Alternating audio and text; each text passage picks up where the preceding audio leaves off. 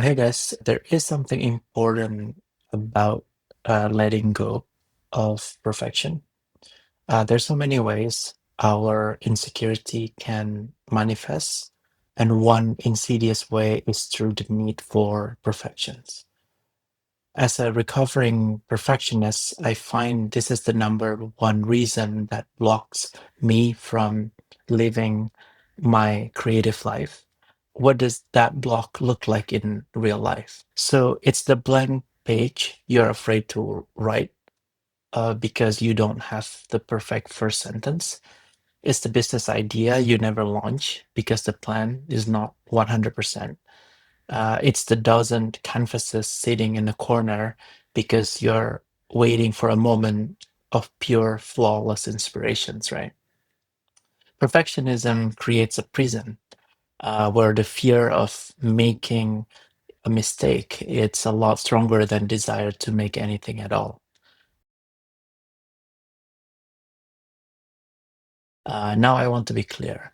When I say creativity, I don't mean creative in a sense of painting, drawing, and so on, right? Those are, of course, creative acts, but I believe creativity is actually more than just that.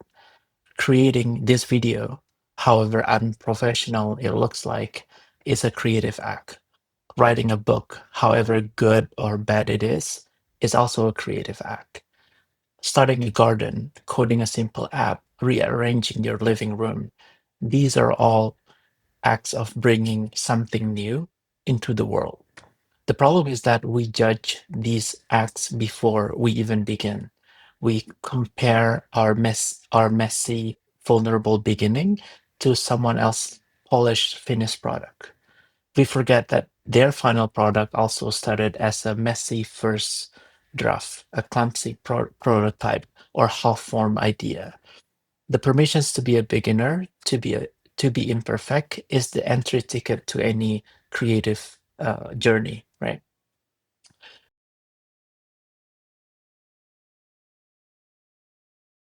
Creative act doesn't always need to look good in the beginning. It can look good if that's where the efforts are going, but a creative act needs to be seen as an act in itself. A creative act needs to be seen from the point of view of sovereignty.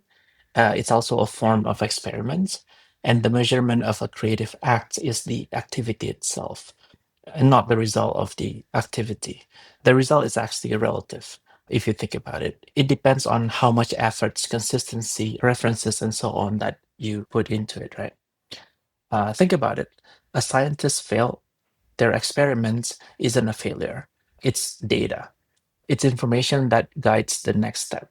The perfectionism doesn't allow for this, right? It sees only two outcomes: perfect success or total failures. But the true creativity lives in the space between, right? It's in the learning, the iterating, and the trying again, right? The mess is where the magic happens.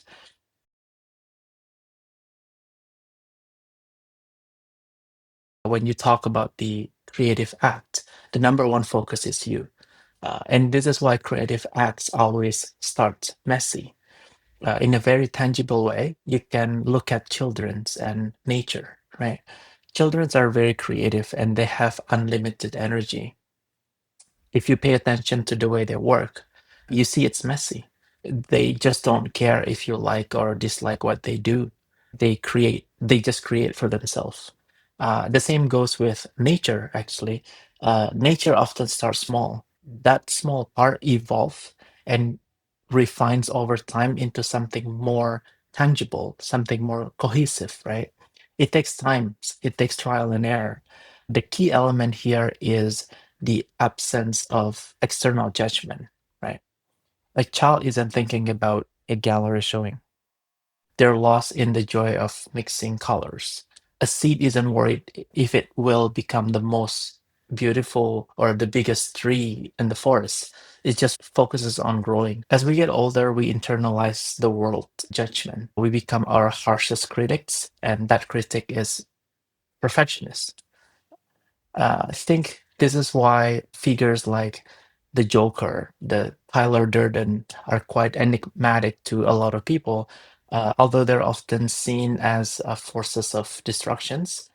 They carry this element of they just don't care. They're free to act. Their characters show this spark that we all miss. The same goes with that character of Lucifer from that TV show, right? Lucifer is seen as this character that is free, right? He acts on his desires without asking for permissions. Now, I'm not saying we should embrace chaos, but we are drawn to the freedom these characters represent. That freedom from caring what anyone else thinks, right?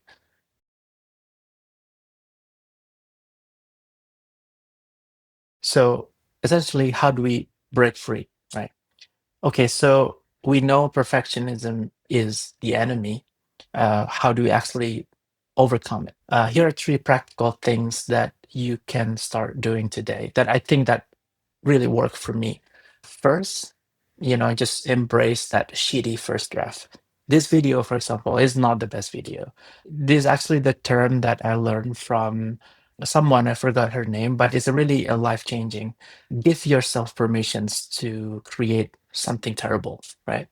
The goal for the first draft is not to be good, it's simply to exist. Write that bad poem, right?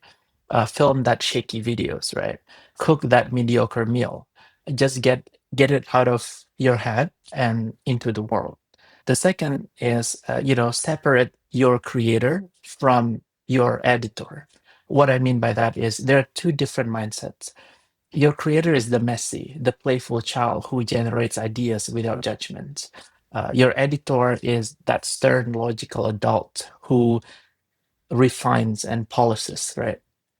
They cannot be in the same room at the same time. When you are creating, banish the editor, right? There will be time for editing and refining later, but the initial strategy is for the pure, the unfiltered creation. The third, what I found probably a bit more practical, is just set a time bound container, right? Perfectionism thrives on unlimited time, so constrain it. Give it yourself a time. 25 minutes, 5 minutes, 30 minutes, half an hour, 1 hour, right?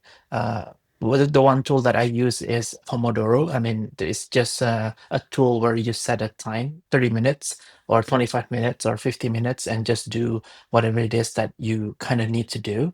And then you'll be amazed at what you can produce when you aren't consistently second guessing every move, right? So yeah, ultimately, letting go of perfectionism is an act of self-sovereignty. It's you telling yourself that your voice matters, your ideas are valid, and your desire to create is more important than anyone's potential judgment, including your own. Don't be that but don't be that person that let themselves down. Creativity is not about producing a flawless masterpiece, right? That's almost the later byproduct of it, right? If that's the efforts that you're focusing on, it's about the courageous acts of showing up. It's making your mark. It's allowing yourself to be seen in all your imperfect, messy human glory. So that's kind of what this video is about. Like, my final question for you is, what's one imperfect thing that you will give yourself permission to create today? For me, it's this video. Let me know in your comments below. Thanks for watching.